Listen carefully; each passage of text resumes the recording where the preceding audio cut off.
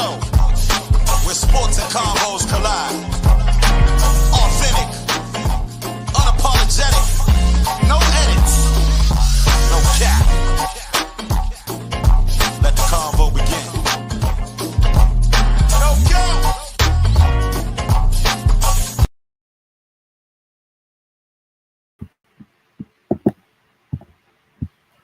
Welcome to the No Cap Sports Show podcast where sports and combos collide. I'm your host, the Cobra. I'm your host, Mo Money. I'm your host, Coach Milton. Yeah, you.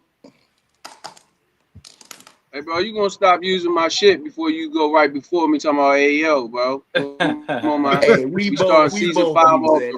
That ain't all. Me and you both use it. Get the fuck out of here. Yeah, before I met you, you did not say that. Knock it off. You crazy. You said you used to be like, yeah, you used to be like, yeah.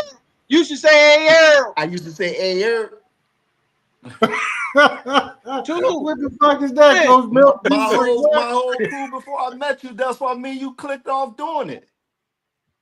Hey, no, we did not. I've been doing that shit. No, that ain't well. No, we did not. We starting on season 5 with fire right away. No, we did not. That ain't why we So we hit off because you a good dude. Absolutely not. Absolutely not. We started that back in year because you say I said a year with my group. No, I didn't. That's not what I'm saying, Coach. What I'm saying is I never heard you say that before I met you, right? And then when I met you, you didn't say that in the beginning. You never used to say that. I started saying that in 2004 with Antoine Bethea and Foots. Okay, that's why. cool. I used to say right, with my crew at the on the base in 2020. Okay. Like, what are you talking about? So you say, hey, yo. I say, hey, year. I don't say. I say, hey, yo on here. Hey, this is crazy. Hey, look though, fellas, congratulations, man. This is the 5th year anniversary, man. The first show of the 5th season. Man, salute to the No Cap Sports Show podcast. You know, we've been around for a while, man. We've been steadily growing. We had a lot of changes over the years, but one thing has been consistent. I think we've been putting out great content and giving the people what they want, awesome guests and all of that good stuff. So what I want to do is start off with Mo Money because you original, brother. You original host of the No Cap Sports Show podcast. You've been here since day one. When this thing was, when everybody's trying to figure it out. That's right. You know what I mean? So from your perspective, you know, what have you enjoyed most about the podcast and what type of changes have you seen over the years in our 5 seasons? Well, just like you said, Kobe, man, this was just a dream, something that, you know, we talked about it at my grandma's house, really. And then we just manifested it into this. Things that I enjoy the most is this is like mental therapy. So you get on here, you chop it up with brothers, and then you give your opinion about sports and, you know, conversations in general. The changes that have been made, of course, the host. I think as the show go on, no shot to anybody who started, but the host, it became even more professional as we, you know, kind of went through it. Also, I think the content that was out there when we first started, it was crazy because when we first started, you got to think that was when Kyrie was in Brooklyn. They had just formed all of that, and so we had a lot of debates on those things. And the content has definitely changed now, especially with subject matter experts like yourself. You know, O-Dog, Coach. Being able to, y'all were in locker rooms, so you can give us a different perspective about things. Yeah, and I definitely. So I think I started on the show in season 3, I believe, and it was crazy how it kind of worked out because you know it started out for me as being a guest, on the show. At the time, Fredo was the 5-star general running the show, and he knew of my plans of starting a podcast. And then he just hit me up and say, hey, bro, why don't you get with the team, man? We'd love to have you. and shit, it was just like a perfect fit to a puzzle. You know what I'm saying? And just being able to vibe with you fellas every week and shit, not just every week, every day, because we on a group chat, everything. So this is not just a once a week thing for us, man. We in constant communication, you know what I'm saying, talking shit to each other, man. So I think we definitely built that team building atmosphere between all of us, and I just think everybody fit so well together. Everybody have their own personalities, you know what I mean? And then I brought this crazy motherfucker right here into the show, and he put a little salt and pepper on it, you know what I mean? Brought his own personality and style to the show, and definitely gave us a lift. And then Coach Milton, last but not least, you came in, man, has been a cornerstone, been consistent, come with great content, great point of views. You know what I mean? You started the AAO. You know what I'm saying? So man, look, I ain't never heard that motherfucker say that. I met Coach Milton. Coach Milton wasn't saying that shit. Come on, man. Give me my flowers, man. Give me my flowers. Hey, can I say this? Man, let's get to the content, man.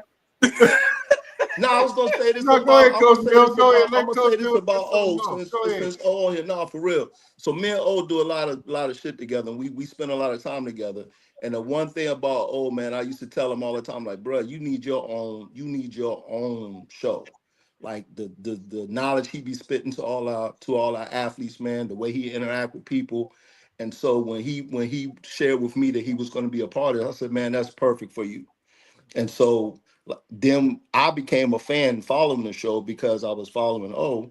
And then I had met Yuko through a couple of family events, but just O being on the show, me knowing his personality, not knowing too much about the group, and then watching with Fredo had you guys together, man. So seeing the changes, the one thing that like I said, O ain't gonna say a lot about himself, but his personality, man, and the way that he deals with stuff and his inside understanding of the sports and just how he deals with people, perfect for the show, man. And I love to see him when he gets on here. He brings that energy, and people don't know that's him all the time, man. And so for me, it's a blessing being on here. Like Mo said from the beginning, this is therapy for me, man, because he knows when me and him were together, man, it was times when me and him just he would know when I needed to just vent. I knew when he needed a vent. So just being able to be on here with him not being here no more, Amen. This is my way to stay connected. So I appreciate you guys even having me on the show, and then not even to speak to everybody knows what y'all done for my daughter, bro. Like that's lifetime for me, fellas. So I appreciate y'all, and I appreciate the opportunity to be on here. Salute. Absolutely. Amen, brother. Salute. So Ew. Hey Mo, I think we should take that shit over, man. You go first. You do it next week. I do it the week after. But look, man, let's get right into the show, man. We got a superstar in the building. Not a stranger to the show. Man, look, I'm not going to talk it to death. I'm just going to bring her on, man. We got tennis legend Jerry Ingram in the building. What's up, Jerry? Sis? Hi. How's everybody? What's up, sis? What's up, sis? You showing off because you got a palm tree in the back. Oh, I don't care. I don't care if it was a light pole. I'm gonna do me regardless. Same little young that was running around as a freshman, following and chasing your young sister. Some people call it showing off. Some people call it showing off. Some people call it, man, hey, look, this is what it is with me. Hey, get used to it. I ain't showing off shit. I'm talking. I'm here. I'm with you. That's your star power. That's all. That's your gift. That ain't nothing but some apple juice. Yeah. What's up, Miss Jerry? Shout out. Amigos apple juice. Yeah. Yeah. I Shout out can to shout out to that Basil Hayden. There we go. Mm. That hat looking Yeah. real good on you, my Jerry. honey juice glass from the U.S. Open.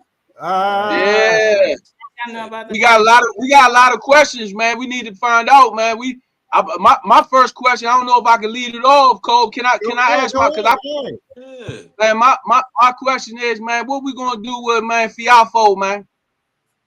What we gonna do with Fiafo, man? Fiafo. everywhere I Seriously. go. I get the Seriously, same man. question What from we gonna do? Hey, didn't he just drop like 15 spots?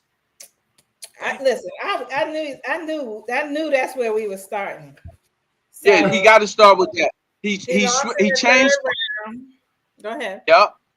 No, I was gonna ask you. He changed sponsors, right? He's not with Nike anymore because I didn't see him wear Nike shoes. He was wearing like A-Lows or something like that. With Lululemon. But that happened. Okay. That happened before the French Open. Okay. Sometimes that happens with Nike. Okay. After a while, because everybody wants to be with Nike at some point, and that money gets spread thin. So I think whatever he's doing with his branding and his sponsorship, he's maximizing that part. Yes, ma'am. He's still the number 2 Black American. I mean, he just dropped to what It's he like dropped? 29. 29. Yes, He ma'am. was though 12 before the tournament started, so he was in the top 20. He's still the number, still Ben, and then. So sometimes it's if it's not him, then who?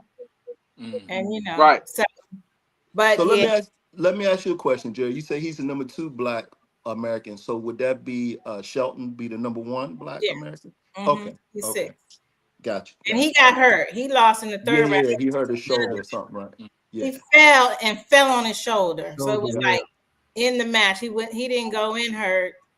Yeah. And his father, he wanted to keep playing, but his father cut it. So but there definitely needs to be another strong force on his team that makes the decisions for Francis to get him in a space where he's not making some of the decisions that he's making. Yes, ma'am. That's all I needed to hear. Done deal. I'm cool. I have no more questions. I'm quiet. So I have a question. So with Francis Tiafoe, like for me, in your opinion, do you think he's locked in enough? Because I see Francis on the TV, on the internet, he everywhere. He outside. You know what I mean? And to me, just from the outsider looking in, I'm like, I don't think he's locked in like he should be. Like he outside, he moving around with different celebrities, you know, living his life, having a great time. But at some point, you know what I mean, you need to kind of hide from the limelight and get in the lab, make sure you perfecting your game and make sure you mentally prepared to go into these big tournaments and finally get over the hump. I think he's gonna have to lock in differently. I think he's gonna have to intentionally lock in. I think some of that stuff he has to do, but there's a lot of stuff that people are putting on him that he does not have to do, or he needs to say no and take a fine. Like he's gonna have to reshape or redesign what's going on, and now really is the time to do it. Yeah. 26 or 27, or he's about to be 27. He needs to do it. Yeah. He needs to do it right now. Yep. And I think it's an ad. I don't necessarily know if anybody on his team, from what I've seen from his team, is a part is influencing him. I just don't think. I think he needs somebody strong in the team that he can't say no to, and they just need to sit down somewhere until the person who's leading says, "Okay, now it's playtime." Yeah, you know, for the balance, but. Well, he need a big sis. He need Jerry Ingram because it's not just in tennis. It's with all sports, right, Money Mo? It's with everything, Cove and Coach Milton. You got to have somebody on your team to be like, nah, we're not going out tonight. Nah, we not doing that event. Let's go get some extra serves up, or let's go get some more other stuff up, because of the simple fact is we have to understand the reason why Lululemon is sponsoring us is because we are winning, and we show that we are moving in that right direction. If we losing in the third round and we losing the people that we not supposed to lose to, then eventually if we're gonna go from Lululemon to something else, and then it's gonna be we want to get like what we got to keep the main thing the main thing. The main thing. And if yeah, and it seems like he doing it. Yeah, he winning, and he is number 2 or whatever. But the one thing that we said on here that you just said, and then quote me if I'm wrong, Coach Milton just asked you. You said he was the number 2 African American, correct? But nah, fuck all that. Nah, I want to be up. Y'all laughing because y'all know what I'm talking about. Yeah, fact. Yeah. I want to be with everybody: Germans, Italians, Lebanese, Portuguese, everybody, right? So why? So who is on his team that you think, or what? If you was to give him some advice, short and to the point, what is something that you would tell him? Say, hey, Tiap, listen. Like you said, you would say a positive person that you want to add. But what is something that you sat him down and said, look, before we go on this next tournament next year, this is what I want you to focus on? What is something that you would tell him? Well, he needs an HMFIC. That's what he needs. Say no more. He needs that, and he needs to do whatever that person says. Yes, ma'am. But he needs to be strategic. Okay, so at this point, you got to go outside because all the branding, everything that goes along with that. But it needs to be a time limit on it. It needs to be strategic. It needs to be elevated. It don't need to be park because he in park. It don't need to be park. It don't need to be none of that. None of that. He only should go outside to get money, and that's it. And that's a lot right now based on how everybody's moving and all the stuff they have to do. Yeah. And then he needs to do that for a whole year and then reevaluate, and hopefully he'll like it. Yeah. And Jerry, I got to ask a question because it's something me and O talked about last week. And we was talking tennis, and he asked a question like, why aren't there more like premier players, or why aren't there any black coaches present or being a part of these premier players camps? You know, because you just don't see them unless it's like a parent of one of the players. Because you see Blake Shelton's dad, I think he coached him, and then of course Mr. Williams. But overall, you really don't see black coaches. I mean, I'm looking at a tennis lady right here in front of me that, I mean, you should be in somebody's camp, or at least somebody should reach out to you, you know? So I have been, they have, and that's on a personal note. My daughter got one more year at Blake at high school.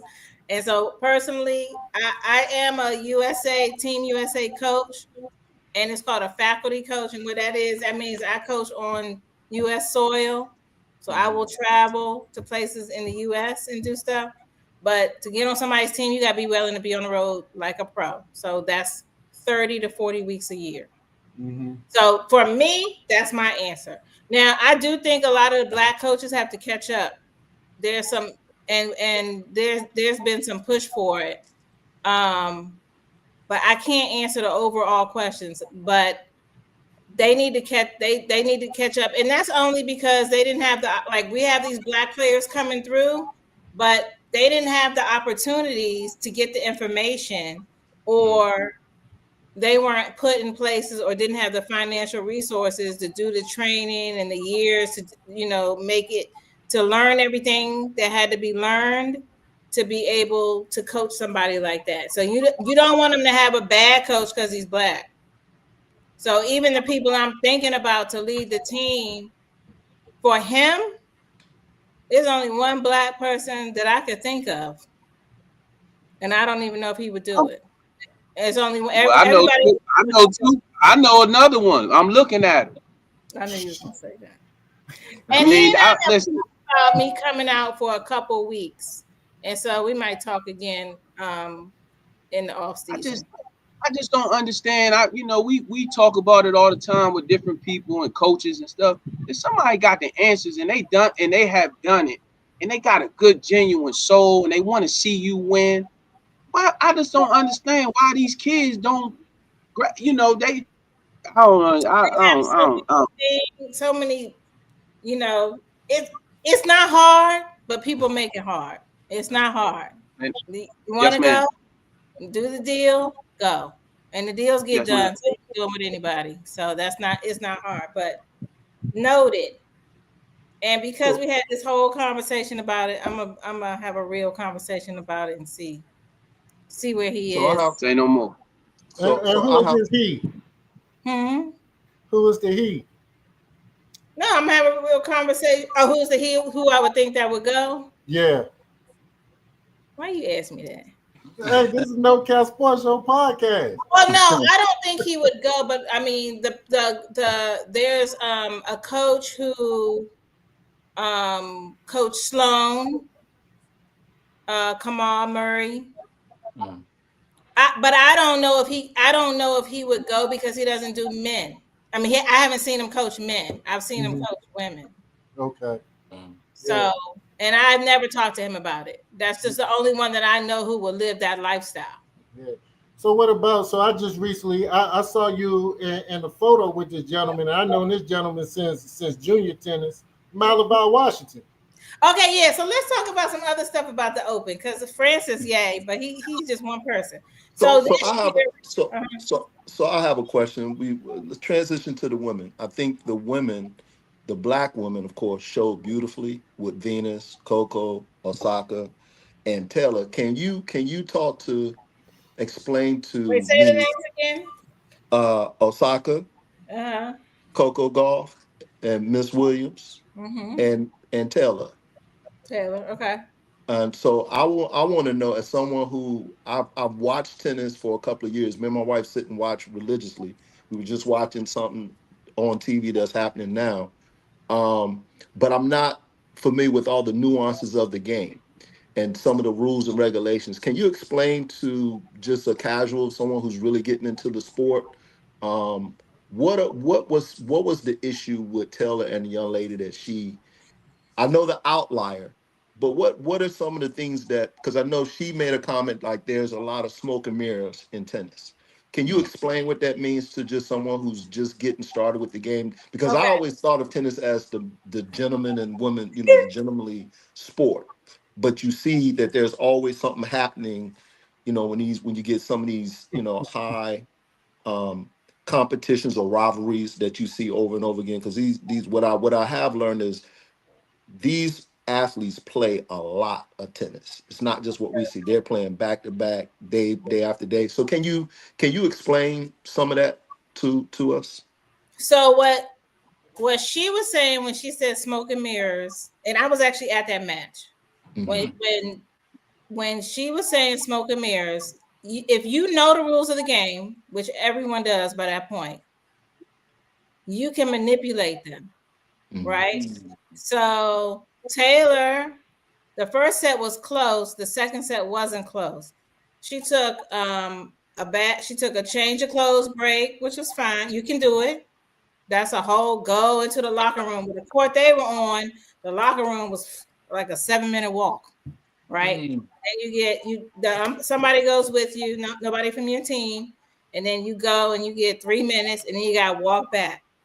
So that was like a 15-minute break. Then she did an injury timeout.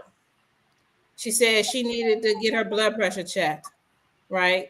So, I mean, maybe she does, maybe she doesn't. Look, we don't even know when our blood pressure is high walking around on a daily basis. So she said she got to get her blood pressure checked. She got to get her blood pressure. So there was that. Then she was like doing a lot of questioning of calls and changing balls, all things that are legal actually, but all she was trying to throw off Taylor's rhythm. Maybe Taylor started thinking too much, out on the court too long, whatever the case may be. Ostapenko was ranked 24.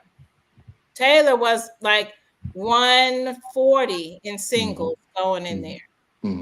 So anything could have went in Taylor's head at that moment. She might not have 100%. believed she was doing anything. You know, she could have been in the zone. She was just trying to get her out of the zone, basically. Mm-hmm. And then I was watching the match. I saw all of that, but I also know it's all legal.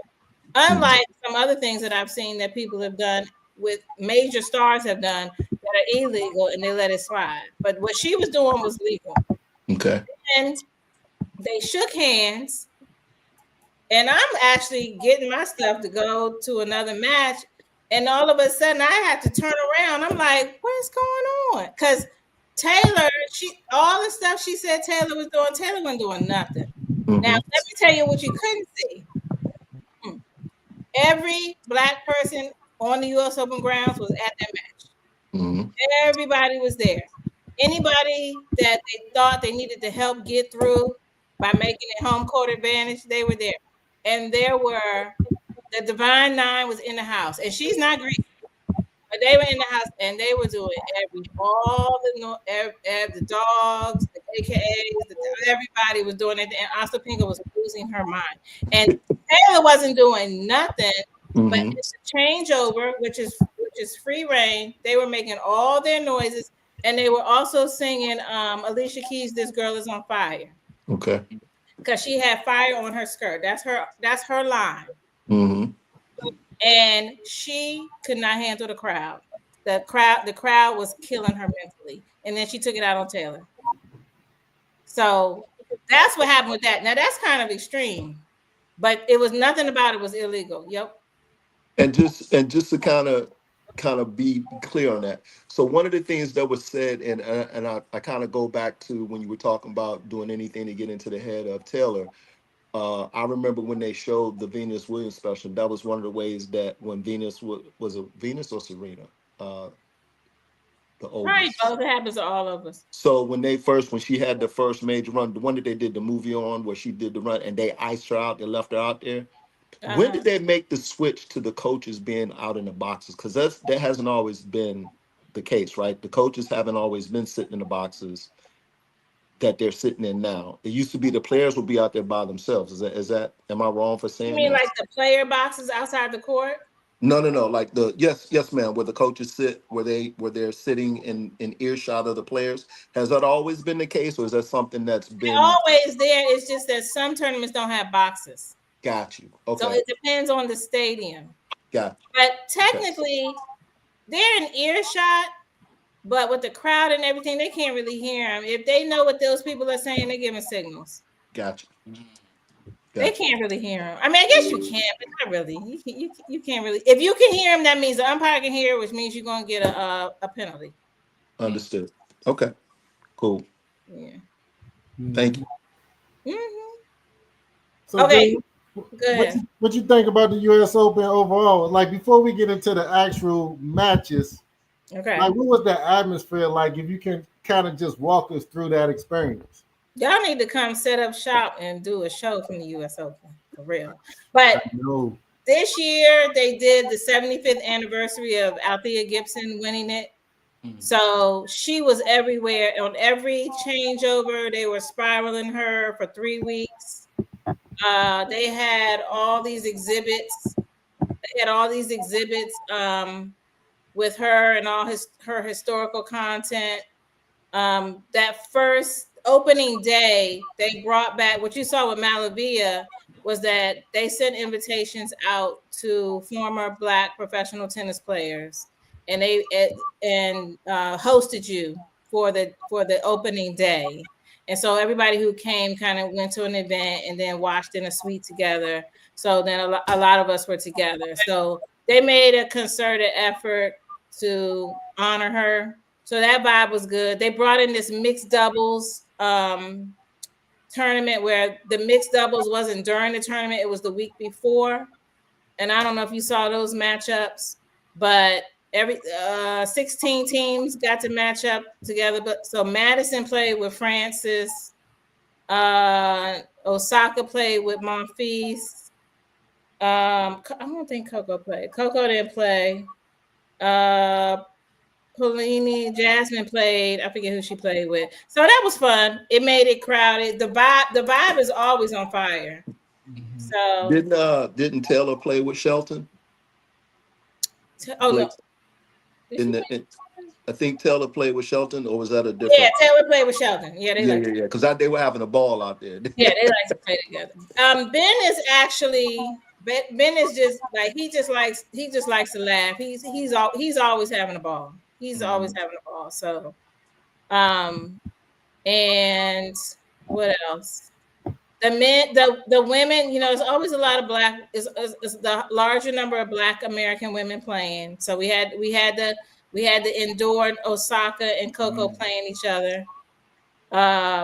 Which from a tennis from a standpoint of like, oh, I'm mad that I'm not from the standpoint I'm mad they had to play each other, but if somebody was going to beat Coco, and since they had to play, it was good that Osaka beat her. She wasn't in a good place. She had just got a new coach. She had said it leading up to it, which I kept saying to myself, she keeps giving herself an out. I have a new coach. My mental health is not well. It's kind of like she was telling us. So I said, well, if she's gonna play Osaka, let Osaka get those points. Now, and exactly what happened because Osaka went into the tournament 49, which means she could beat any of them early. But now she's 14. So she'll be seeded properly. So it will take a lot for them to line them up to meet each other again. So even though we didn't want to see it, I would see her than somebody else. So Is it just me, or did Osaka just she looked happy? Like she just looked at peace playing this entire tournament. Like usually I don't see her smile. She's usually, I think her and Coco are the two ladies that I say they're in their heads a lot. But Osaka just looked like she was at peace. She didn't really, nothing bothered her. And even I think she had when she was playing the match after she played Coco, I think at one point she stopped listening to her corner, but you could see she was still smiling to herself, talking to herself. So is that something that's new for her? Because I know she's gone through a lot. well, she said that she was trying to smile in all her matches. That's one thing you noticed it. She said she's trying to smile. But I'm just gonna say, I don't know if everyone on here has children, but I think her child is over 2 years old now. And I think it's like she's up in her body. She's probably sleeping. Like it doesn't matter. Like, even though we keep going, there's certain things that are certain things. And I'm not saying that's it. She hasn't said it's it, but just looking at like Osaka has a great team on and off the court, and she tweaks her team. But I just saw her body kind of looked a little different just from a having a child point of view. And even though, I mean, we heard Serena say that she was having trouble getting the weight off, and your body just has to go through that whole process. So I feel like she might just feel a little better and a little different, and she might be getting a whole full night's sleep for more than 4, 5, 6 months now. And then she really likes her team now. So she just said she's in a happy and better place. She didn't really elaborate on it. But the main thing I learned from Osaka, when you talk about like branding and I'm not gonna say I learned that. I watched her work. She worked that Lulu Boo Boo thing like nobody did. With the little dolls and stuff.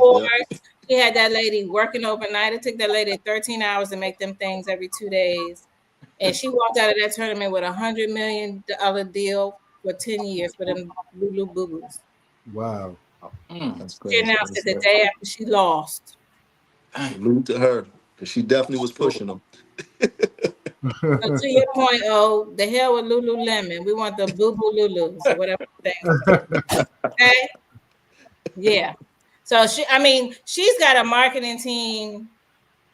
She really works on her team, and I feel like she works on herself, and we may not always like it, but the thing is, she just says it out loud, which frees her up of it. She just says, you know what? I'm off. I'm taking a break. I'm working hard. It didn't work out. I'm injured. I'm sad. I'm happy. You know, she just says it. I'm Japanese. I'm Haitian. I'm American. Whatever I want to be. She just tells y'all deal with it. So, and then she smiles. Yeah. So, and then it was really crowded this year. So I think the numbers are up at the U.S. Open. It's that they have kind of sustained. They have kind of determined that they pay the most prize money of all the Grand Slams. They're pretty much the leading Grand Slam. The players love it the most. Every Grand Slam has its thing. You know, the US likes to be the one that has the most. So they have the most. And they went up 20% on their prize money for every single round. So the players are loving it. So they're doing a lot of appearances, which I think is a result of getting paid more. So you see them around the grounds doing a lot of stuff. So it's good. Yeah. It's good. And Taylor, they came in the finals of doubles. So that's another thing. You know, she got to the third round of singles. It's hard to play singles and doubles in a Grand Slam. That means you're playing every day, and your opponents are playing every other day. Yep. So your rest and recovery is taking a hit. But she got further than she normally gets in singles, and she got to the finals. And she got to the finals of doubles. So,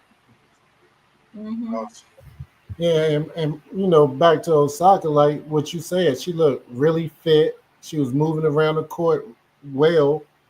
She was hitting the ball really well. I think she doesn't play as aggressive as we saw her before she kind of took a break, because I think she used to go for more shots.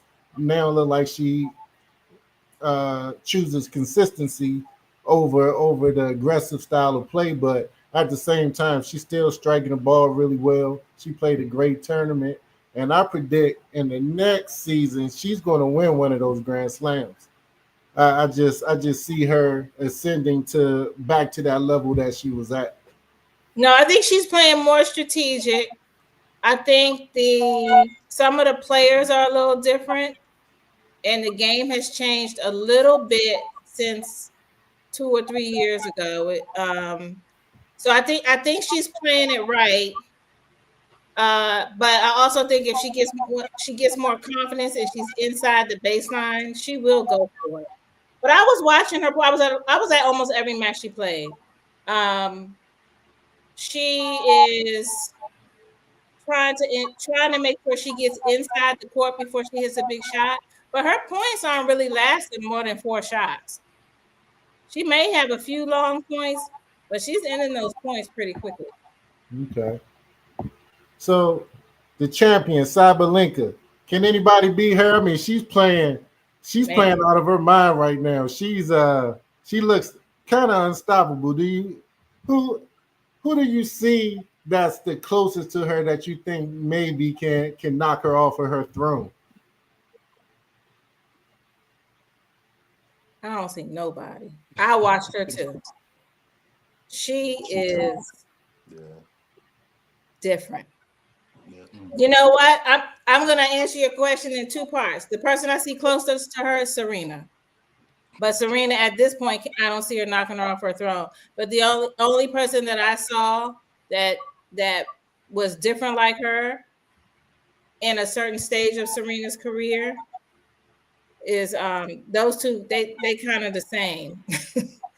I don't know if Sabalenka can string together the amount of Grand Slams that Serena did, because Serena started much younger getting these wins. Mm-hmm. But I mean, she covers the whole court. It's like she's everywhere, and she's got the size, she's got the strength.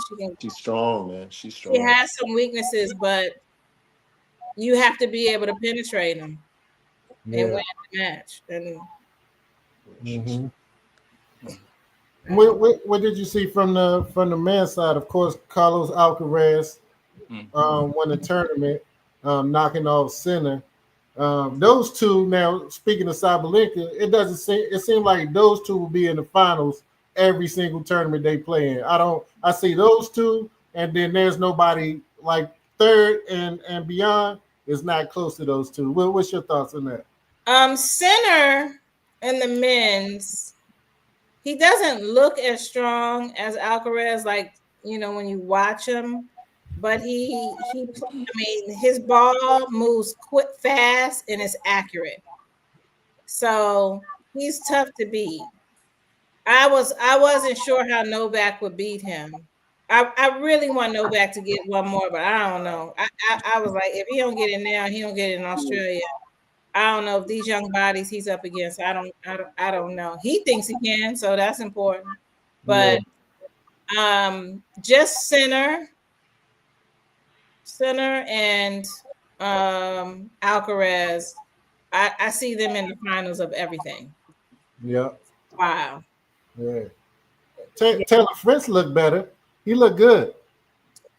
He looks better, but then when you get him inside those players that are like 6 and above, it's kind of like he doesn't change his game to beat the player that he's up against. He just plays his game, and he just tries to make it work. I don't know if he can change it up.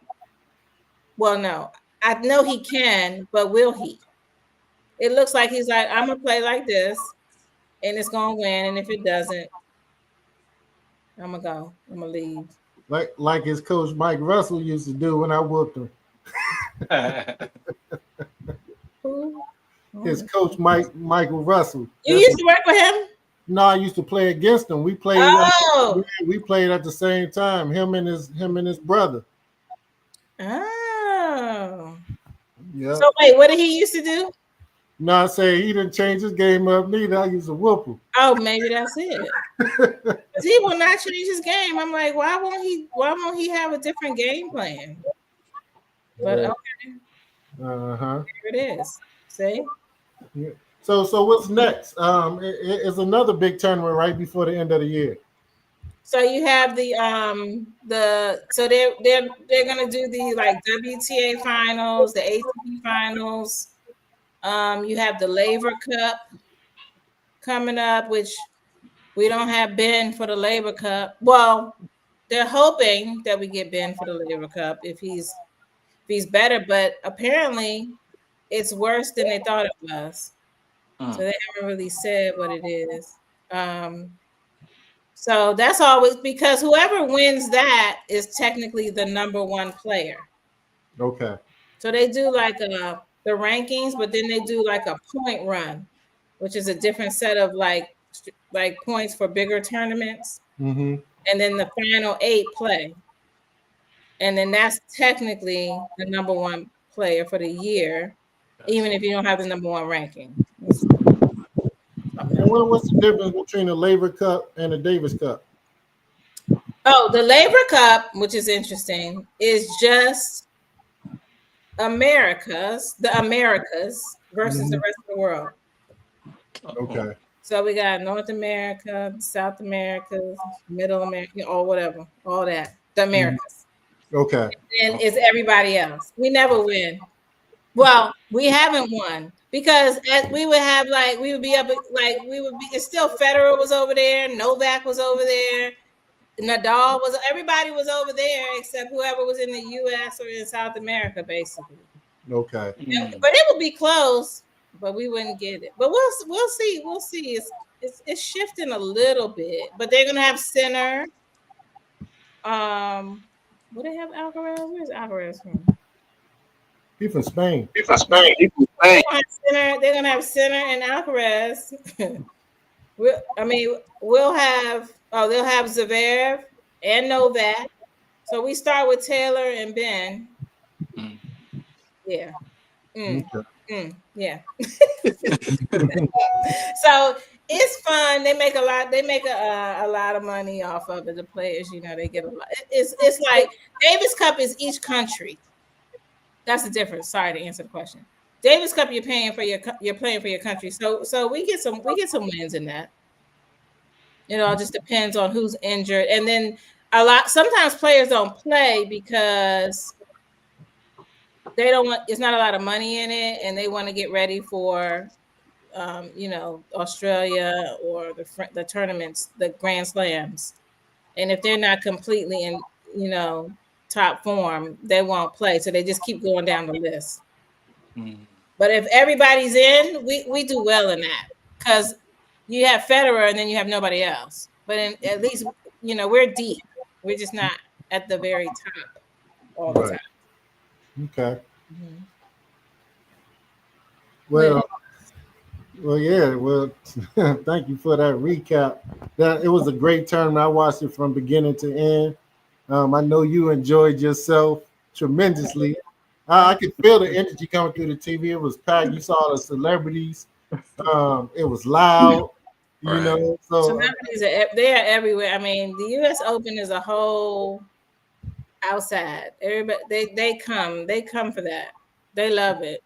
The honeydew drink is a drink that everybody has to have. I have to send y'all the ingredients. So the honeydew drink is one drink that they sell at the U.S. Open. It's the signature drink, but they sell enough of those drinks to pay the players' prize money. Wow. That's wild. That's crazy. That one drink. Now they sell all kind of drinks, of course. Like they have that Moet has a signature drink when you're there. There's a tequila brand that has a signature drink when you're there, but the Grey Goose Honeydew is the signature drink of the U.S. Open, and that drink alone. Let me say, last year it paid the prize money. I think this year it paid the prize money, and then it still sold more than that. So, and it's Grey Goose, lemonade, Chambord, and honey melon. Okay. And then you get this signature glass, and the glass has all the winners of the U.S. Open on it. It has like Grey Goose on it. Oh, that's dope. Name. Nice. That's dope. Yeah. Dope. And then they also have an HBCU day that they had. FAMU was on the center court. The band came out and did the national anthem and all that. So. They're putting some effort into trying to ensure that they get everybody there at some point. I had my Clark Atlanta T-shirt on for my daughter. Mm-hmm. I had to put a stamp on that tuition and throw in there every year. I didn't go to HBCU, but shoot, paying that tuition, so I go there now. Yeah, for sure. Dang, I don't have no more questions. That's it. Yeah, that was it. I mean, that was a hell of a recap. But I felt like we got a tour through the U.S. Open for 2 weeks. You did. Yeah, you gave us a great insight. That's good. Oh wait, can I tell you a couple more things? Sure, absolutely. Throw some stuff down. Hold on, I want to make sure I told you. So. There was a girl. Did you all see the new breakthrough? Victoria. I want to make sure I say her last name right. Victoria Mboko. Oh, from Canada. Right. Well, she was born in North Carolina, but they live in Canada. But that's fine.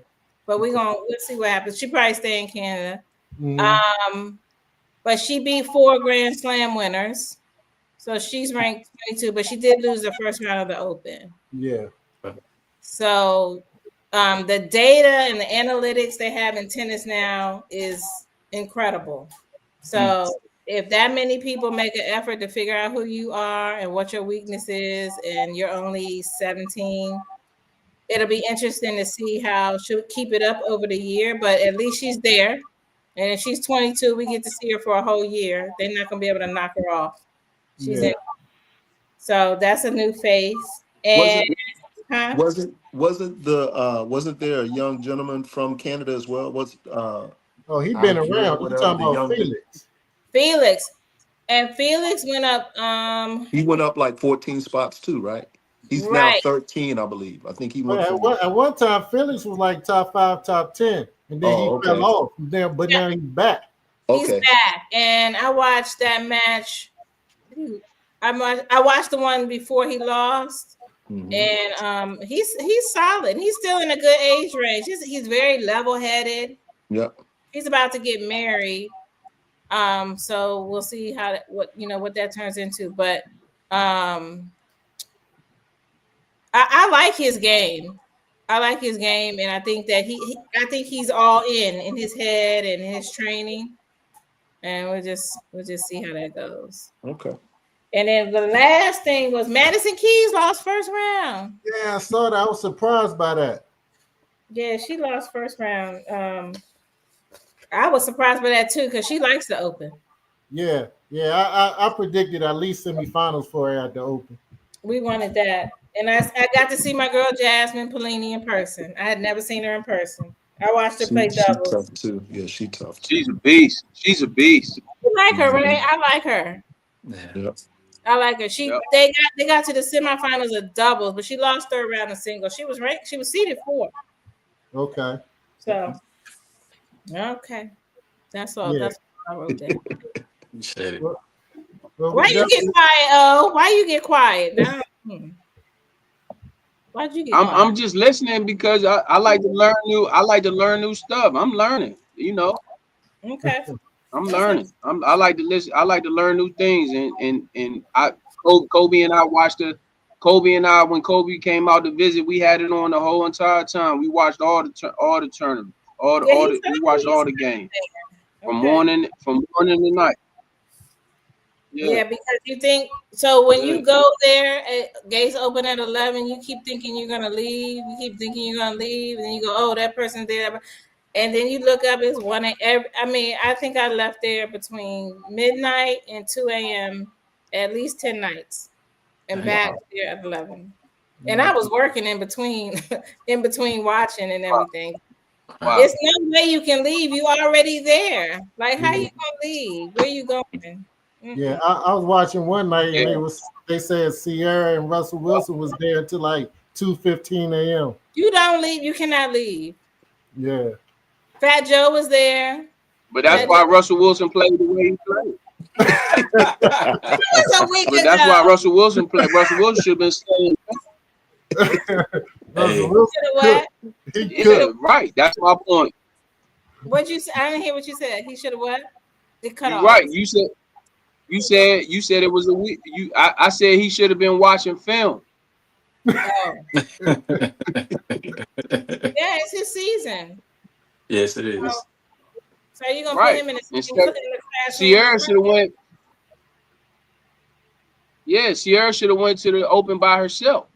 I'm gonna come for a little bit, and I gotta go watch film.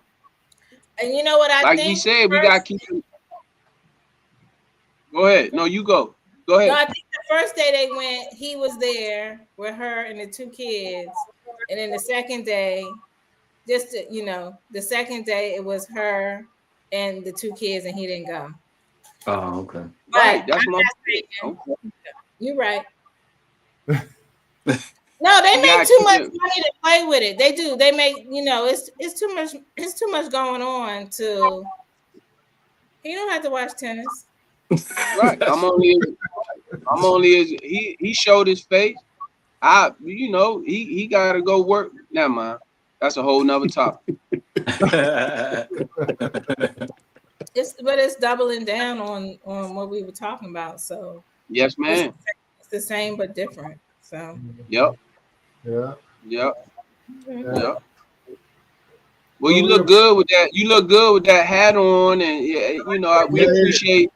we appreciate all the love and support, and everything that you bring to the table when you let us know, these things and stuff like that. Because I think all of us, even Kobe, even though he's been a part of the tennis world for so long, I mean, we learning something new. That's why when you talk, I'm quiet. You know what I'm saying? I want to learn. I want to, it help me out, give me information. You know what I mean? So when I'm talking in the barbershops and all around, I can, hey, listen, my sister said such and such or whatever. And as young, well, just in the African American community, we don't, you don't find too many people that can give you that information. So it's very important that we have somebody like you on the show that can let us know what's going on. I'm trying to figure out. We don't see the behind the scenes thing. We didn't know about certain players. Yeah, and you know what? There were a lot of African American players in the qualifying the week before, because there's a qualifying event 64 draw that people play for eight spots, and there were a number. There's a pipeline, so they're still coming. They're looking, in the age of Victoria and the junior tournament. So we need more men. We do need more men. We need more men players, and we need more coaches. But it's gonna come. They're still coming. And Kobe, I'm gonna do an event in Baltimore. Okay, To come play. I'm with it. You won't have to come play. It's coming. We're gonna do a little fundraiser with Coppin State. I'm gonna connect you with somebody that's very important in the Baltimore world and community. His name is Kareem Swinton. Okay. He is he does we'll talk about it. Okay. But he is if any big events is happening in Baltimore, it falls under him. So okay. I'm gonna connect you with Kareem and trust me, next time we come back on here, I guarantee you're gonna be like, thank you, appreciate you. Okay. All right. Sure. And Jerry, before we let you go, give us your prediction of the Crawford Canelo Alvarez fight. Oh my goodness. Why you do that? Yeah, keep you on your toes.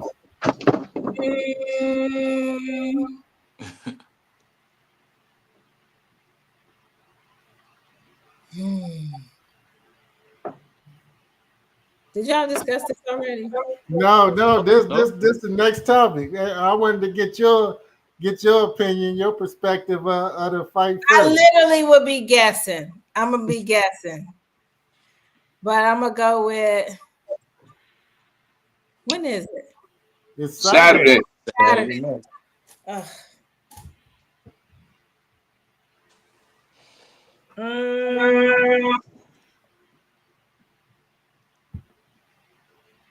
Just go with the brother. I'm gonna go with Alvarez. You gonna go with Canelo? Canelo. Yeah, that's what I'm sorry. Okay. All right. Yeah. All right. Did I say that right? Okay. Did I say that right? Yeah. Yep. What time is the fight? Now I gotta watch it. You know, the main fight probably won't come on damn near midnight. Yeah. Okay, I'll be watching it. So now I put myself out there. It's on Netflix too. It's not a pay-per-view. It's a Netflix event. I know they started doing that, right? Yeah. Okay. I'm guessing, y'all. I've been in U.S. Open Disney World. I haven't. I did watch the game though. I did watch football.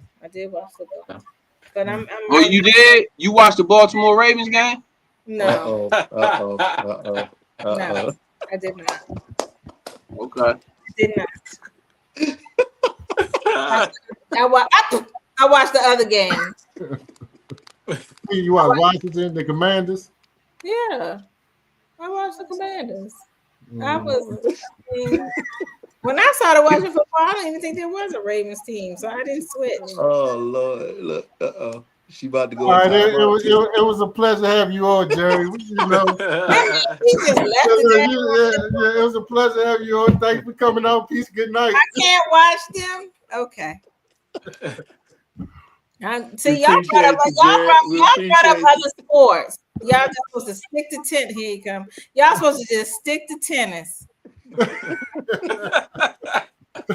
Pickleball or something. I went into boxing and football. I can't even have a team or nothing. Hey, you had the tennis segment. Now we gotta hit the other segments.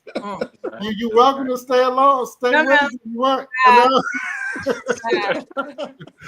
Always a pleasure, Jerry. Always a pleasure. Thank you. All right. Bye, y'all. Bye. Hilarious. You put you like your petty dude, cause you put O in timeout quick. That didn't take long. So look, while we on the topic of the fight, who y'all got? Starting up top with you, Mo Money. Crawford, Canelo. I'm gonna go with Crawford. And I just want to see him win. I understand the risk in the fight when you jump weight classes like that. If you're Crawford, but until I see him get beat, I'm always ride with Crawford. Nice. What about you, Coach Milton? I'm going with Crawford, man. I think people are overestimating the size. I don't think that size is going to be too much of a difference for Crawford. I think his walk around weight is more natural to the weight that he's fighting, and I think he's going to have to take some risks, but I think he's skillful enough to bait Canelo in to get him to fight that he wants him to fight. Because I think Canelo wants to try to make a statement, but I think Crawford's size, I think it's going to shock a lot of people. Yeah. Cuzzo, who you got in the fight? I got Bud. I got Bud. Until otherwise, I got Bud. Simple. Yeah. I got Bud. So I'm going with Bud. Yeah. Yeah, I'm with y'all. I think clean sweep on our panel. I'm going with Bud as well. I think Max Kellerman kind of explained it the best to me. He said that if you look at both fighters, Bud checked every single box except the size box, the natural size and being in that weight class. But he said you really won't know how that would affect Bud until you actually see them get in the ring and fight. He said after watching Bud, how he transformed his body, like his body, he's built like he should be in that weight class. So, and he still has the same quickness and speed and skill set that he had when he was in the lighter divisions. So, I mean, as long as Bud can take Canelo punches, because he will get hit a couple times. You know what I mean? So I think that would be the tale of the tape. If he can take his punch, if he can take Canelo punch, I don't think Canelo have a chance after that. I agree. Yes, I think Crawford, he a fighter for real. Like he more than he's a fighter. Like that dude is a street fighter. So I think he'll be fine in that fight. So yeah. And he's a smart boxer. He used both hands equally as well as good. You know, both have the same amount of power, and he switches throughout the fight. You never know what style he's gonna come with. He makes adjustments, on the fly. So, I mean, I think he's the smarter fighter. He's the more savvy fighter. So we'll see. It's going to be a good one. I can't wait to see it. Yeah, looking forward to it. Yes, sir. So just switching up speeds, let's talk about some NCAA football. Give a little recap. What games did you guys watch that you liked, didn't like? Oh, dog, any game that caught your attention over the weekend? Oh, that Florida State Alabama game 2 weeks ago caught my attention. Shout out to my OG Fredo, and things like that. I think Florida State. This is an example where the transfer portal can truly help your team out. Brought some dogs in. We got a safety that just coming downhill that don't care about whether or not you got a Florida State uniform on or not, because he knocking people out. I love the floor. I'm interested in seeing how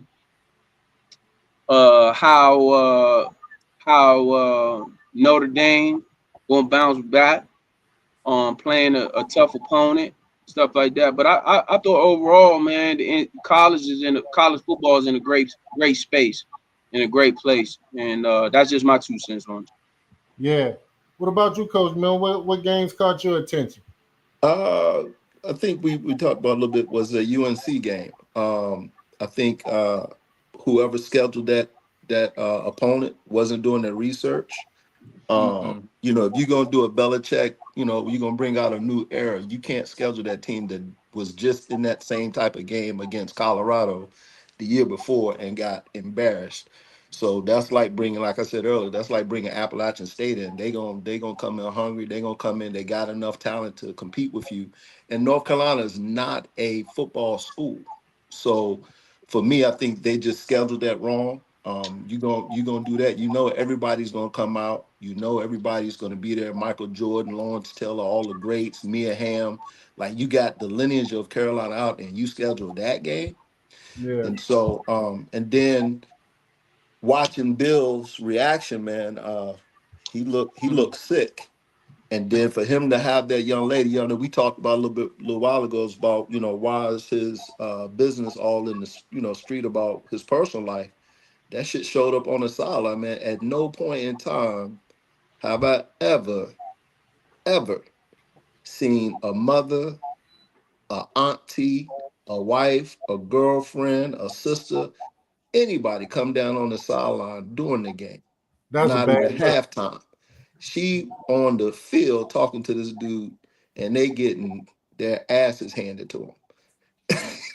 Like that. So to me, Yeah. man, like that just has disaster written all over it. I think Bill, if he don't correct something quick, he and his son gonna be out there, because I don't think his son looked impressive running that defense either. Yeah. I think, so yeah, that was the game to me, just because I'm a Carolina fan. And of course the Texas Ohio State game, Manning struggled a little bit, and I think he struggled in week 2. Hopefully he gets back on track. But just those 2 games stood out to me. And salute to Florida State. We talked about that one as well. I think that dude's about to get fired with this upcoming week. The Alabama coach gonna be out of there. Yeah, he on thin ice for sure. More money. What you see over the weekend? Man, shout out to old dog in Florida State, man. I mean, we gave them a lot of shit when they were sorry, so we gotta Yeah, give them flowers when they good, man. Hey, I appreciate you, Money Mo. I appreciate you, Money Mo. Hey, that quarterback for real, man. Y'all got a leader, that dude for real. He sure is. Another just general observation I'll make across college football with the transfer portal coming in. We got to be careful anointing these freshman quarterbacks, because the transfer portal has changed the talent trajectory, right? So now you have defenders that are coming from different schools, and it's kind of being ran like the NFL, right? So, like college coaches, they can put certain players in certain schemes to match up, and then so now when you have a freshman quarterback, the way that they're processing the game, it looks like a rookie quarterback in the NFL. So some of these freshmen that didn't look too great, it's because the speed of the game in college is just different, with these schools being able to handpick their talent. So and I mean, if you're gonna bring in a $10 million quarterback, if you Michigan, you gotta figure out the system for him.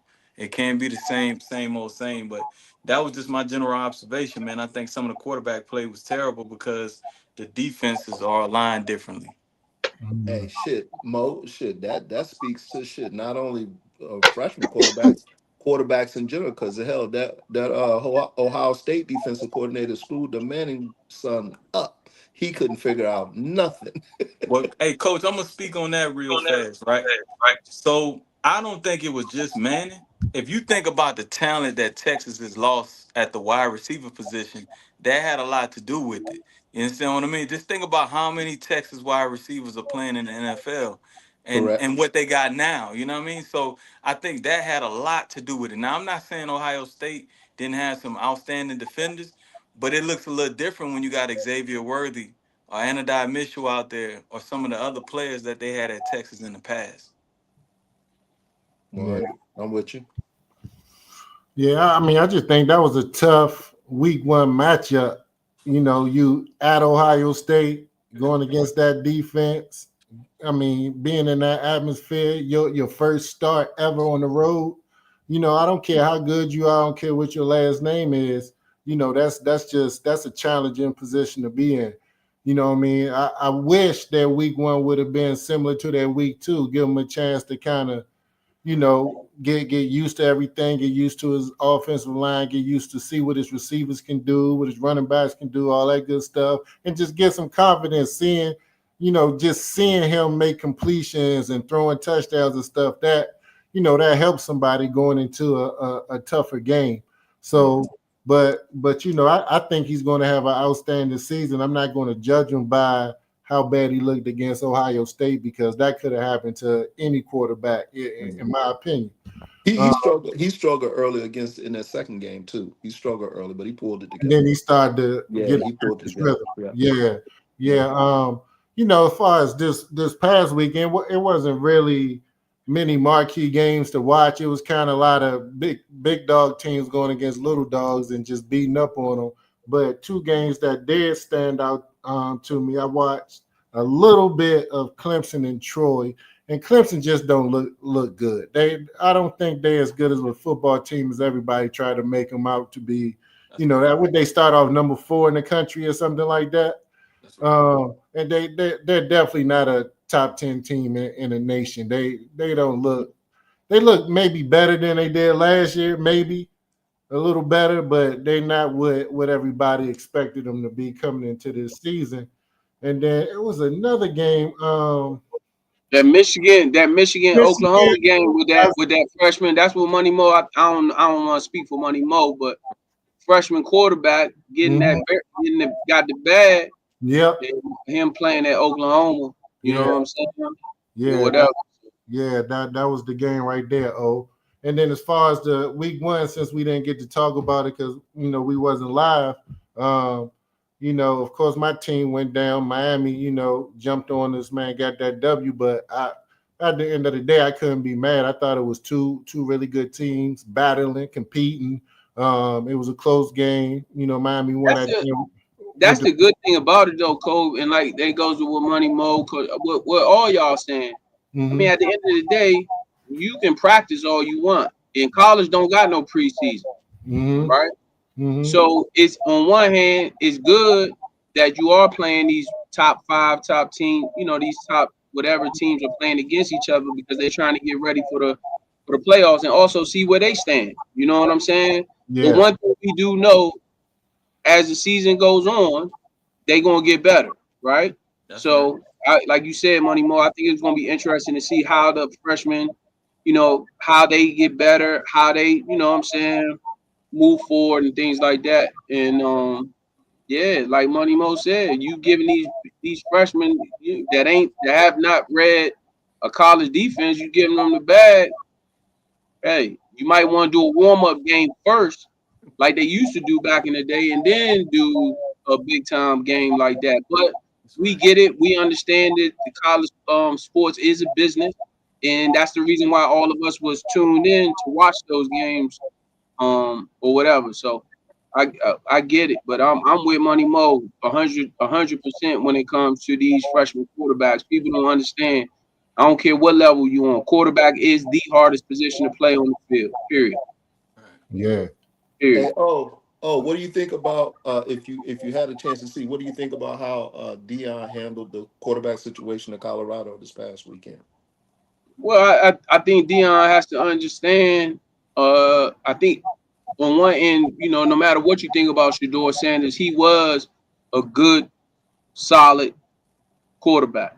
He did, and when he been coaching his son for so long, him and his son sort of think alike, but when it goes to what Money Mo said, when you bring it in a transfer portal and you got a 4-star, 5-star freshman coming in quarterback, yeah, okay, cool. That is what it is, but can you be a leader of men? Is that wide receiver going to trust that 5-star to know, hey, man, I'm reading this coverage, just like you reading this coverage. Hey, I'm supposed to run it out, and he throwing a quick slant. Nah, So, like I said, I think ultimately they all gonna get better, and I think Deion, he need to play whoever's gonna give his team an opportunity to win games. And it don't matter if you're a freshman or you a walk on or you somebody that has, so we'll see. That's the good thing about football. Like I tell kids all the time, like I tell pro guys, whoever, all the guys, you can't be college. It's gonna show up on tape, right? So we'll see. Not to mention, to O's point, man, I want y'all to think back, man. We all watched football for a long time. What's the last true freshman that played 3 years of college ball and was sensational throughout 3 years? That shit is damn near unprecedented. You understand what I mean? Even some of the recent Heisman Trophy when we talking about Jaden Daniels, some of the other guys that are out there, they weren't great for 3 years. Like it takes time to catch up, but the business of the game put them out there on Front Street, and these guys, you know, they're looking bad. They gotta, like, if they have somebody in their ear, get them to understand that you might want to sit on the sideline and watch, because you get one shot at this thing sometimes before your image is ruined. That's the name, image, and likeness. You might not get the same bag if you out there looking bad. Mm-hmm. What was the total? I'm trying to remember it, but they gave their kid how much money at Michigan? 10 mil. Well, how many years ago? It's 10 million a year for the next 2. He got like $30 million package or something like that, right? Crazy. That's crazy. I thought it was 10 for the whole entire time, but maybe it is. I don't know. Nah, it's over. It's 10 million per year for the next 2 or 3 years. He got a crazy bag. Crazy. Yeah, I was like, they gave him what? But hey, that's the business, right? Shout out to the young man. Just get in the books, learn your playbook, and get better. Yeah. Shout out to the people that we want to be our sponsors, Padrones, Cigars. Shout out to the people who we trying to get a sponsorship from, right? Right. Shout out to Padron Cigars. Yeah. We proving over here. You can. We good for it. Right. Hey, before we move on to the NFL, I guess this coming up Saturday is three marquee games on the schedule. I just want to go around the horn and get you guys predictions. So the first game I have is Georgia, Tennessee. What's your prediction in that game? Are they at Tennessee too, correct? At Tennessee. At Tennessee, yeah. I like Tennessee. Mm-hmm. Same. I like Tennessee. I like Tennessee to, beat Georgia. Yeah. I'm gonna go Georgia, and I'm not going against you guys. It's just hard when you hear the name Georgia. It's just hard to go against them. So right, Kirby Smart and Kirby Smart has gotten that from everybody. But I just think going into Tennessee, the first big time SEC game, it's probably a night game too, or whatever. Rocky Top gonna be rocking, Knoxville gonna be going crazy, and I think it's gonna be a good one. And I think Tennessee gonna pull it off. Yep. South Florida, Miami. And it is at Miami. Miami. I'm interested to see how the quarterback plays. He had a bounce back game against you guys. I want to see if he keeps it consistent against these athletes. South Florida's for real, man. So he's gonna be the difference because his receivers bailed him out. His receivers made some hell of a catches, man. He was throwing some bad balls, and his receivers bailed him out. Especially that freshman receiver. That freshman receiver is all of that. Number 10 is nasty. Number 10, freshman, true freshman. Yeah. Shout out to somebody we're gonna have on the show. My man DeMarcus Van Dyke, former NFL player. He actually went to the University of Miami, so this one will really mean a lot to him, going up against his alma mater and things like that. So shout out to DVD, man, because I know he's been with that head coach back when they were at what I think the head coach was at FIU first or Florida Atlantic first. I think DVD was, or South Florida or Central Florida or whatever. Mm-hmm. And he took that whole staff with him. So man, shout out to them, because I remember when DVD first got the job and things like that or whatever. So shout out to DVD, man, and that whole entire staff. That was a great win. And it also it opens the doors for all those young kids down there in Florida to say, hey, we don't always have to go to Florida or Miami or Florida State. We can go to some of these other programs. And they're doing a lot at USF and Florida Atlantic. They're building those, not as big stadiums, but still a nice stadium on campus and things like that. 'Cause I remember back in the day when South Florida and them back in the days, they used to play at Tampa Bay Buccaneers Stadium. And that joint looked half empty, right? So the fact that they bringing it on campus, getting everybody involved and things like that, and that coach, man, what he got going on with his coaching staff, man, salute to them. So with that being said, I think Miami gonna beat the dog shit out of them.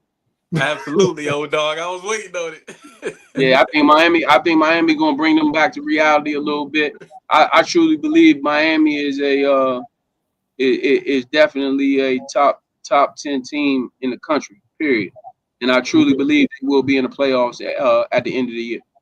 Yeah, yeah. I think Miami is the real deal. I got to see them, go against my mob week 1. And they're strong defensively, offensively. Quarterback looked like he, revitalized, in terms of how he was at Georgia. Georgia. Georgia. Yes. So he looks like he's happy where he is now. He's comfortable. So yeah, I mean they coming into this game. They rank number 5 in the country right now. I think that's a good spot for them. I think they solid 5 team. So it's no reason for me to go against Miami, especially against South Florida. And it's at University of Miami. And it's at the U. Yeah. And then the last game you got Texas A&M at Notre Dame. Last year it was a really good game. I think Notre Dame maybe won by 10 points, something like that. But Texas A&M a tough team, but they are at South Bend. I'm biased, so I'm definitely going with Notre Dame. You know that. But I think they still can beat them. I saw a lot from them. I think they learned a lot from that Miami game, and they're going to make some adjustments, and I think they're going to take that next step forward. So I'm going with Notre Dame on that one. I'm Go ahead, Money Mo. I'm gonna go Notre Dame because Texas A&M, since Johnny Manziel and Mike Evans left, they don't show up in big games. I'm going with Texas A&M just for the simple fact is the person that's next to me on the screen. Period. I got Notre Dame. It's a night game in South Bend. I don't see them doing too much. Yeah. Yeah. So let's switch our speeds. Let's take it to the NFL. It was some great games. What's y'all thoughts? What's y'all thoughts on week 1 of the NFL season? I love the way Dallas played. Let's talk about your team. Let's start with your teams. How you think Cincinnati looked, though? I was surprised that the defense stepped up and made some plays to keep us in the game. I think our offense played terrible. We have to. I love our running back that we got. I loved him last year as a rookie. I love him this year. But overall, offensively, we were trash. And I think I was happy, even though our defense is beyond trash. They recycle. But just the simple fact is that when it came time for them to step up and make plays, they did that. So I tip my hat to them. They played well. We got the dub, and that's all that matters. So I'm happy moving on to week 2. So yeah. What about you, Mo Money? Well, what about them Cowboys, baby? Man, I was happy to see the fight in the dog, man. Nobody gave them a chance. They went out there, they shot all the bullets they had in the chamber. If CD Lamb could catch a damn ball, we might have had a shot at that game. Miles Sanders don't fumble in the red zone.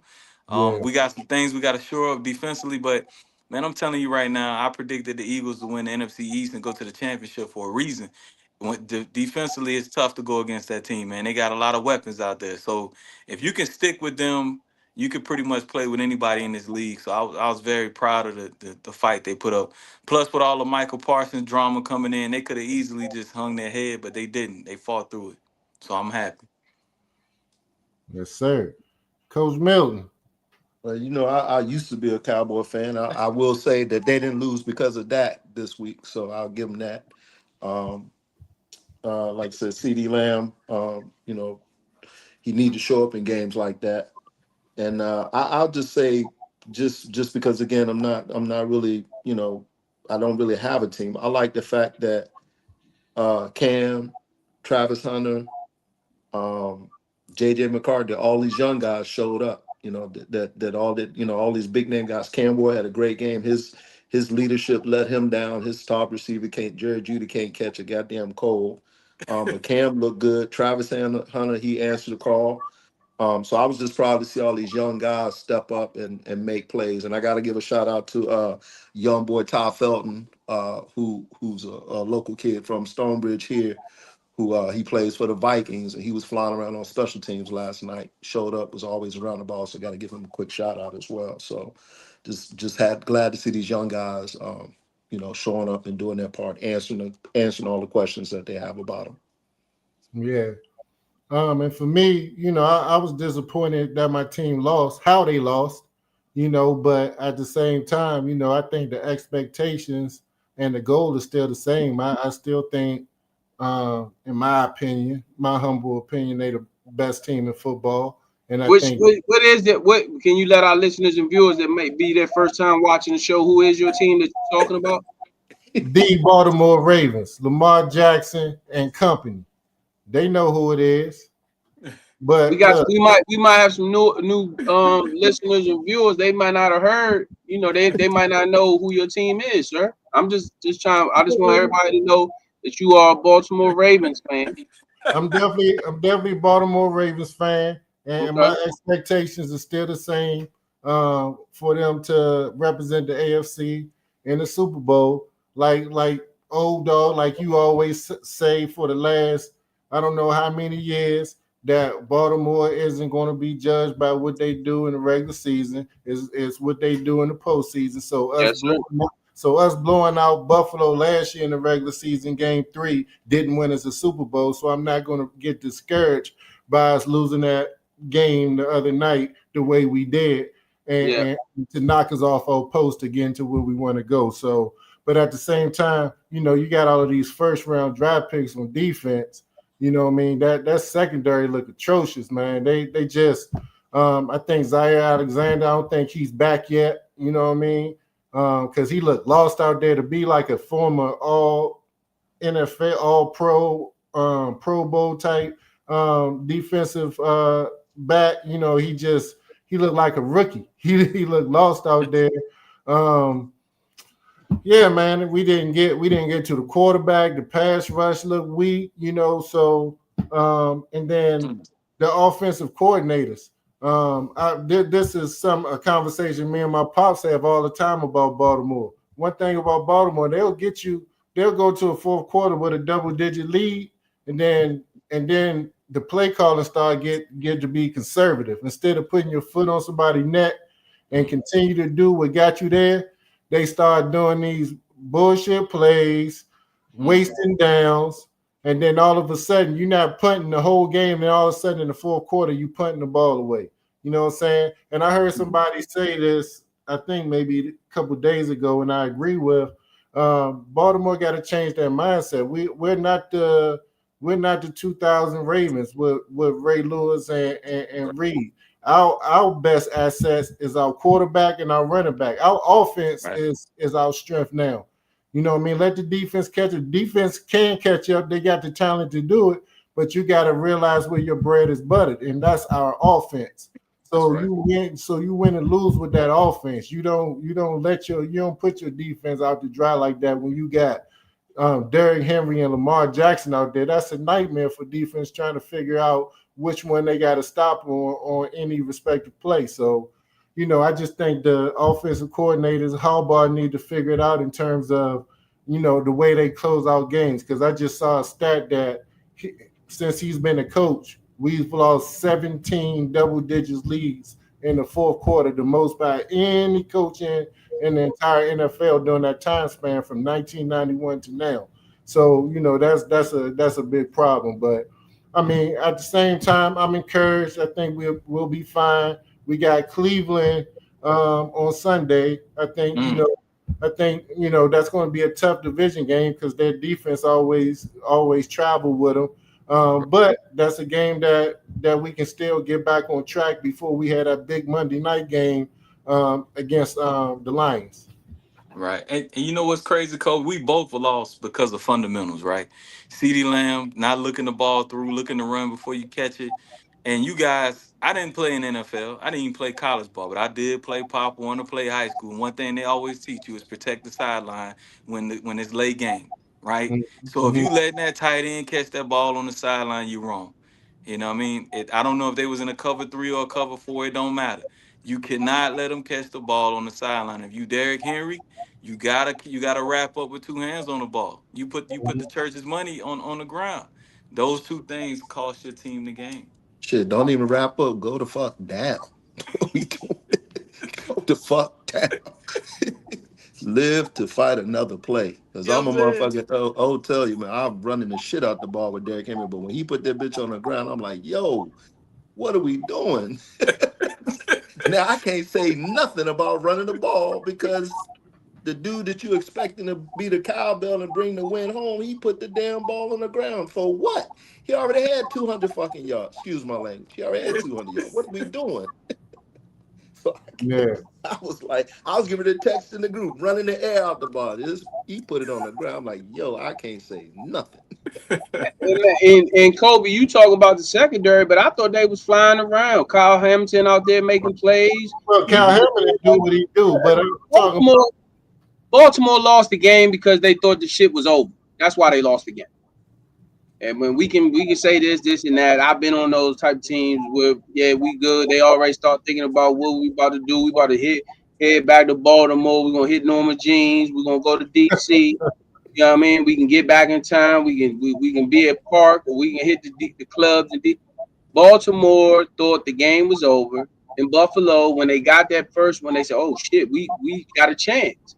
And then they went, and then that obviously, gave the people got that momentum. And then obviously when they came back out, the fumble was huge. So yeah. I'm not gonna get on here. Yeah, Baltimore got to clean up some stuff, and yeah, Jai Alexander do. But it goes to show you, and it goes to tell you, like, it don't matter what you do in the preseason or whatever the case may be. As a veteran, a lot of those guys use week one. Okay, this is sort of like my warm-up game, and things like that and stuff. So that's why you got a Joe Burrow who's been starting off crazy, and people are like, well, why is Joe Burrow still in the preseason? Why is he in the second quarter? Because we've been playing like shit, and we haven't been starting off the way we wanted to, and we still didn't start off the way we wanted to. But imagine if he didn't play, we really would have been looking like some trash. So I think Baltimore played well. I love the way the Cowboys played. I don't know what team Coach Milton is on. Is he with the Cowboys? Is he with the Arizona? I mean, are you an Arizona Cardinal fan? Are you I am strictly Washington? just watching NFL football. I am not Okay. cheering for nobody. I didn't know if you was a Washington. I was a Cowboy fan. No, I never Okay. cheered for the Commanders. Never ever. Okay. Now I do like a couple of their players, but nah. Let me ask you guys this though. What do you guys think about the two questions I had coming into the night was what do you guys feel about how Rodgers did in Pittsburgh and how the Kansas City Chiefs looked? Go ahead, Money Mo. So I like the way Rodgers looked in Pittsburgh. I think once, like O said, you could tell some of the Pittsburgh defenders were using that as like a transition game. So that once they get locked in, I think they're gonna be dangerous, man. And then Aaron Rodgers and his wide receivers, they actually missed a couple throws, just not having that time. And so I love it, man. I thought Aaron Rodgers needed an environment like Pittsburgh because there's a couple people in that locker room that gonna check Aaron Rodgers, namely the head coach, Cam Start Hayward, with the some other coach, yeah. people. So I like it. And then as far as Kansas City, that's tough, man. When you go into a game and you have packages for Xavier Worthy and he gets hurt, and you know what I mean, that's tough. It kind of throws everything off because they don't have a solidified running game. Even though I think they should run the kid from SMU a little bit more. So I think that's what threw Kansas City off a little bit with not having one of their star wide receivers. But as far as them losing, it's like what Kobe said. You ain't gonna jump off the bandwagon when you got a legendary quarterback. It's just one game. But that's my opinion, fellas. Yeah. As far as Kansas City, I mean, I'm not taking too much out of that game. You know what I mean? Yeah, they lost. They played average at best, but they started off slow last year too. They didn't look good last year in the first handful of weeks. And where they end up, they were still in the Super Bowl representing the AFC. So with Kansas City, you can't really rush the judgment on them because they're champions. They got champion DNA, and they'll figure it out as they go. So I'm not even worried about them. But I was more impressed with San Diego, the way they handled their business. Justin Herbert looked good. Herbert looked really good. And wait a minute, can y'all repeat that and say that one more time? Who looked good? Justin Herbert. Justin Herbert looked really good. He looked really good. And if you think about it, as far as I can remember, the last few seasons, San Diego and Kansas City always play tough games, close games. They always go down to the end, and they always end up with the Chargers making one big mistake that hurts them and lose the game for them. This time, that mistake didn't come. So they took that next leap. I think Harbaugh doing a great job. I think they're going to be a huge hurdle for all of the favorites in the AFC to beat when it comes down to the playoffs. So they just another team in that tough AFC that you gotta compete against. And who was the other team you mentioned, Coach?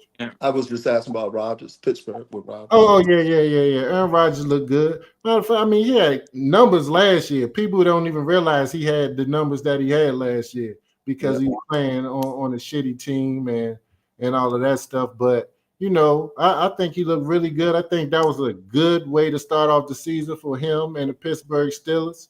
You know, so I mean, the sky's the limit for them as long as they stay healthy and the defense come to play. They're going to be like they always are, a contender in that AFC North. Yeah, that's dope. Oh, I thought it was good football. Like I said, live bullets, right? Everybody's tackling to the ground. Ain't no red jersey on the quarterback, so he really having to move. And you know, I think he played well, and I think Aaron Rodgers just got to I'm not saying him to be a game manager, but he doesn't. He has to realize he doesn't have to do everything. One thing about Tomlin, he gonna have that defense and special teams and everything. It's a team game, and if he does continue to do what he needs to do, keep the defense off the field, keep them fresh, and make the plays that he needs to make, I think I truly believe I think Pittsburgh gonna be right there where they need to be in the AFC North with Baltimore fighting for that number 1, number 2 seed. Bengals, man, terrible. Trash. Well, you gotta be optimistic about the Bengals because, like you said, Hey, Coach. I don't need you to tell me how to be optimistic about my team. You wasn't telling me that. You wasn't telling me that 20 years ago when we was 1-14, talking about be optimistic, or when we start off the season 0-12, right?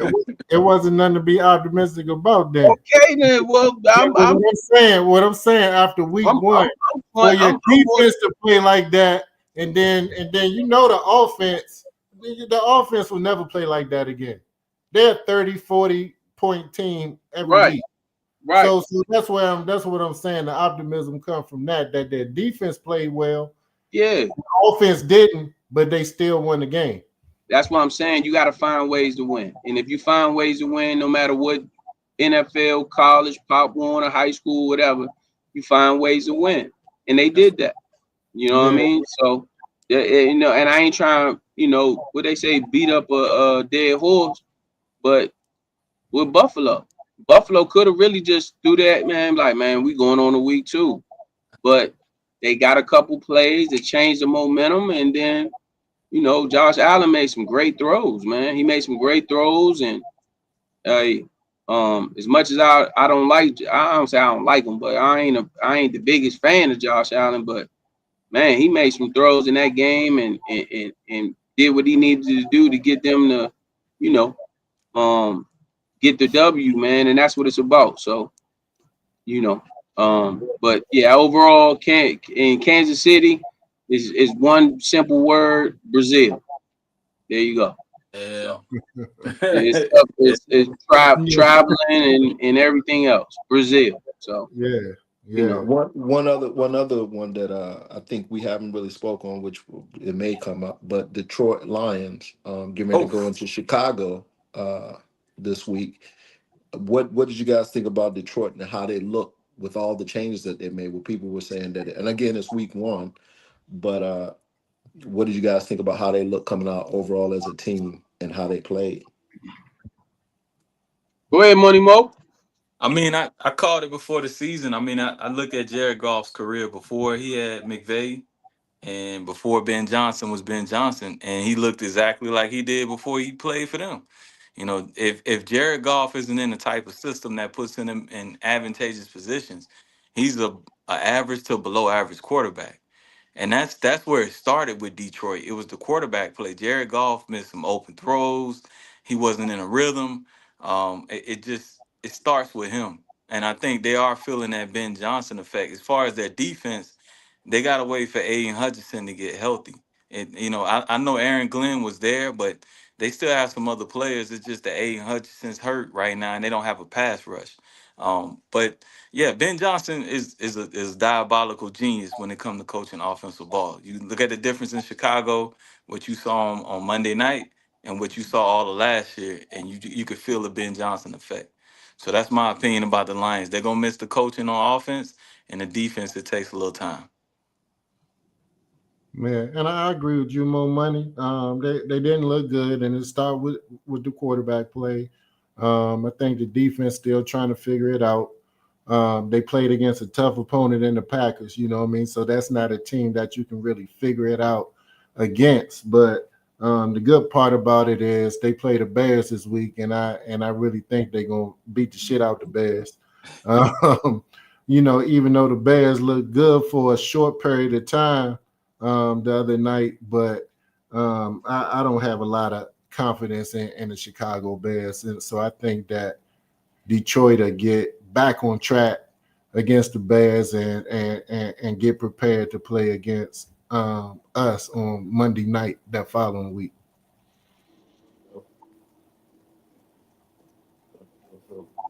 Yes, sir. Shoot, man, that's all I got, fellas. That's all I got for us. Another great show, man.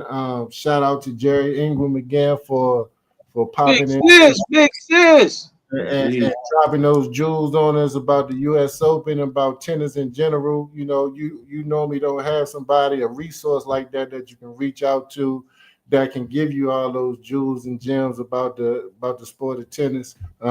And we appreciate her immensely. She always repping the No Cap Sports gear, and telling everybody about it. So she's definitely part of the family. Jerry, if you're still watching the show, you already know you're welcome back here anytime. Just let us know, and it's on and popping. But and tell her, don't forget to send us the ingredients for that drink too. I know she told us to put it in the comments to us. Yes, sir. Oh, shout out to the OGC Russell. I see you in the building watching the show, man. We always appreciate your support. You're a true DMV legend, man, on that basketball court, man. Man, you our guy, man. We love you, bro. For sure.